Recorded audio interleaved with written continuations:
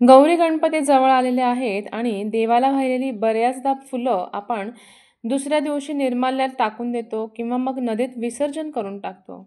अशा फुलांपासून घरच्या घरी आपण नैसर्गिकरित्या धूपकांडी कशी बनवायची ह्याचा आज आपण प्रयत्न केलेला आहे.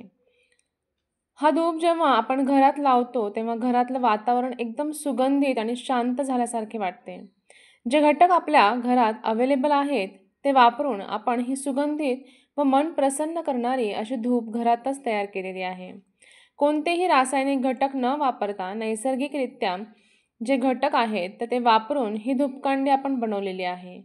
घरातले मच्छर, माशा घालवण्यासाठी सुद्धा ह्याचा खूप चांगला असा वापर आपण करू शकतो. ही सगळी फुलं खरं तर आपल्याला उन्हामध्ये वाळवून घ्यायची आहे, पण भरपूर पाऊस असल्यामुळे ऊन नाही आहे, तर त्याच्यामुळे आपण ही फुलं मायक्रोवेव्हमध्ये गरम करून कडक करून घेतलेली आहेत. मायक्रोवेव्ह नसेल तर त्याऐवजी तुम्ही एखाद्या कढईमध्ये सुद्धा त्याचा ओलसरपणा पूर्ण सुकून जाईपर्यंत तुम्ही ती परतून घेऊ शकता आणि अशा पद्धतीने हे फुलं जेव्हा कडक होतील तेव्हा आपण मिक्सरमधून बारीक वाटून त्याची पावडर तयार करून घ्यायची आहे. इथे आपण 20 रुपयाची ही हवन सामग्री घेतलेली आहे. ती फक्त आपल्याला निम्मीच वापरायची आहे. यामध्ये गुगुळ, लोहबान, चंदन असे नैसर्गिक औषधी वनस्पती आहेत, ज्यामुळे घरामध्ये पवित्रता आणि गोड सुगंध दरवळतो. आता ह्यासोबतच आपल्याला थोड्याशा नारळाच्या ज्या शेंड्या आहेत तर त्या मी कात्रीने थोड्या प्रमाणात अशा कापून घेतलेल्या आहेत. नारळाच्या शेंड्या या पटकन पेट घेतात म्हणून जास्त करून आपण ह्याच्यामध्ये हवन सामग्रीमध्ये ह्या नारळाच्या शेंड्या वापरलेल्या आहेत. तेजपानसुद्धा आपण इथे वापरलेलं आहे, कारण त्याच्यामुळे डास, माशा ह्या दूर राहतात, घरातील हवेतील जंतू कमी होतात. तसेच आपण लवंग वापरलेले आहे, कारण ती पण जंतुनाशक असते. लवंगामध्ये युजेनॉल या नावाचं तेल असतं. ते तेल जेव्हा जळतं तेव्हा आजूबाजूच्या वातावरणातले जंतू हे लांब पळतात. वेलचीमुळे पावसाळ्यात बऱ्याच वेळेस घरामध्ये एक कुदट वास तयार झालेला असतो, तर तो वास नाहीसा होण्यासाठी आणि एकदम ताजेतवाने वातावरण होण्यासाठी ह्या वेलचीचा वापर केला जातो. हे सगळे इन्ग्रेडियंट्स आपण मिक्सरमध्ये बारीक वाटून घेतलेले आहे आणि चाळणीने चाळून घेतलेले आहेत.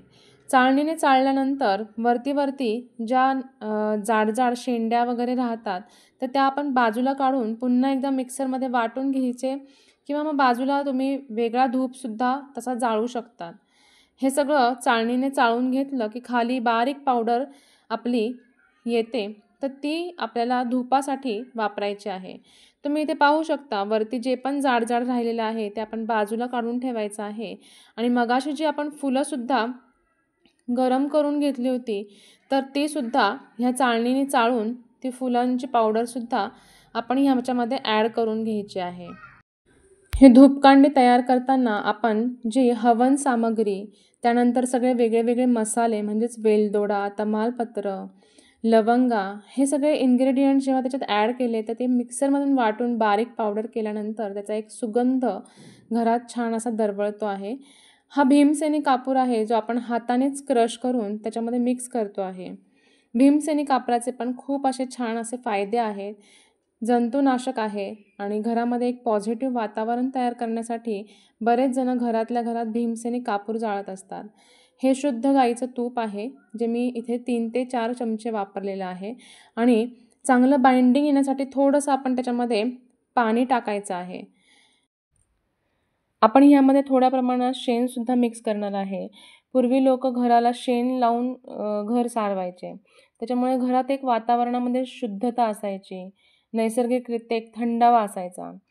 शेणधुपाने नकारात्मक ऊर्जा कमी होत असते घरातली. तसेच जंतू आणि अशुद्ध वायू नष्ट होत असतो.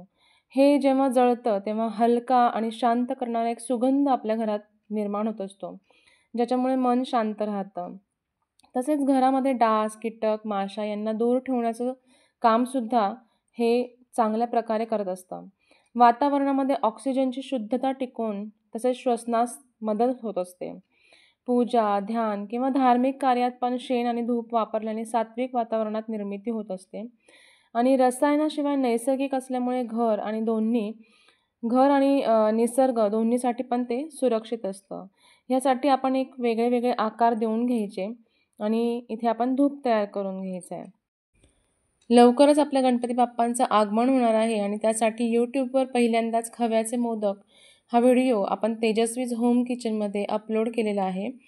हा व्हिडिओ बघून तुम्ही नक्कीच खव्याचे मोदक तयार करून बघा आणि तुमचा अभिप्राय मला कमेंट बॉक्समध्ये लिहून कळवा.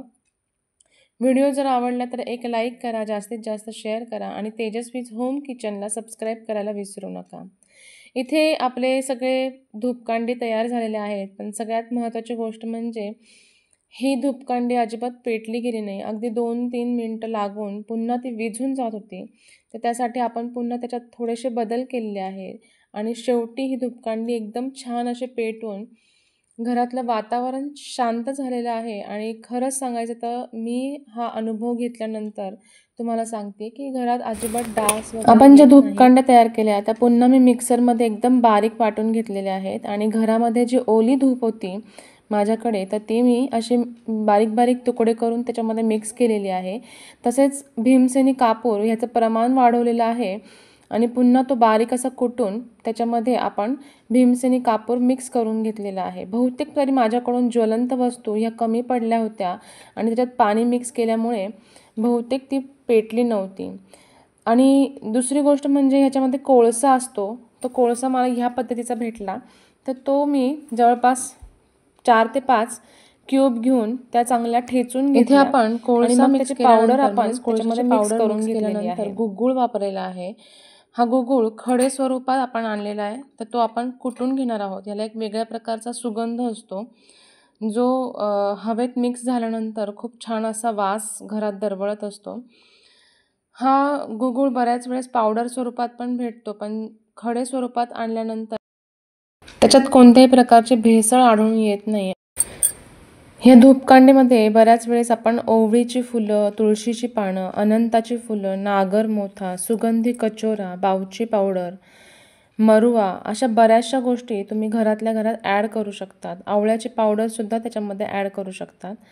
ह्या सगळ्या गोष्टी टाकल्यानंतर एक नैसर्गिकरित्या जो वास तयार होतो घरामध्ये तर त्याचं एक म्हणजे शरीरावर पण त्याचा चुकीचा असा इफेक्ट होत नाही. बऱ्याच वेळेस आपण बघत असतो की बाहेरच्या ज्या अगरबत्त्या असतात तर त्या आपण वापरल्यामुळे कधीकधी मायग्रेनचा त्रास किंवा श्वसनाचे त्रास असे वेगळे वेगळे त्रास तयार होत असतात. तर अशा गोष्टींपेक्षा आपण अशा घरातल्याच नैसर्गिकरित्या ज्या गोष्टी आहेत तर त्या वापरून ह्या आपण घरात अशी धूपकांडी तयार केली तर त्याचा एक मानसिक आनंद आणि प्लस एक आपण बनवल्याचं समाधानसुद्धा आपल्याला त्यातून भेटत असतं. दुसरी गोष्ट म्हणजे आपण जेव्हा हे सगळे इन्ग्रेडियंट्स एकत्र केले तेव्हा आपण पुन्हा एकदा ते मिक्सरमधून बारीक करून घेतले आणि त्याच्यामध्ये मी भरपूर असं तूप म्हणजे जवळपास 6 ते 7 चमचे तूप त्याच्यामध्ये मिक्स केलेलं आहे. ह्याच्याऐवजी तुम्ही मोहरीचं तेलसुद्धा टाकू शकतात. तुम्ही हे बनवल्यानंतर म्हणजे मी खरंच माझा स्वतःचा अनुभव सांगते की हे बनवल्यानंतर घरामध्ये खरंच माशा किंवा बारीक किडे किंवा जो पावसामुळे एक वेगळा कुद्धट वास असतो तर तो वाससुद्धा वस्तूंना लागलेला असतो, कपड्यांना लागलेला असतो तर तो कमी होऊन जातो. कधीकधी सोफे असतात तर त्यालासुद्धा एक वेगळा वास येत असतो कारण की ह्या पावसाच्या वातावरणात बऱ्याचशा गोष्टी ज्या आहेत त्या पूर्णपणे वाळत नाही, जंतू जास्त प्रमाणात पसरलेले असतात. तर अशासाठी तुम्ही ही गोष्ट म्हणजे ही धूपकांडी घरातल्या घरात तयार करून बघा आणि खरंच तुमचा जो एक्सपिरियन्स आहे ना तर तो तुम्ही मला कमेंट बॉक्समध्ये लिहून कळवा. तुम्हाला पण जर अशा धूपकांड्या घरातल्या घरात तयार करायच्या असतील नैसर्गिकरित्या तर त्याला साधारण 150 ते 200 रुपये खर्च आलेला आहे आणि ह्या सगळ्या सामानामध्ये आपल्याला 2 ते 3 वेळेस अशा धूपकांड्या तयार करता येऊ शकतात. तसेच व्हिडिओ तयार करण्यापासून ते व्हिडिओ शेवटपर्यंत सगळ्या गोष्टी होईपर्यंत मला 3 दिवस लागलेले आहे कारण ह्या धूपकांड्या तयार केल्यानंतर ह्या थोड्या 2 दिवस तरी बाहेरच्या वातावरणात किंवा फॅनखाली चांगल्या सुकून द्याव्या लागतात आणि मग त्याचा आपण छानपैकी असा वापर करू शकतो.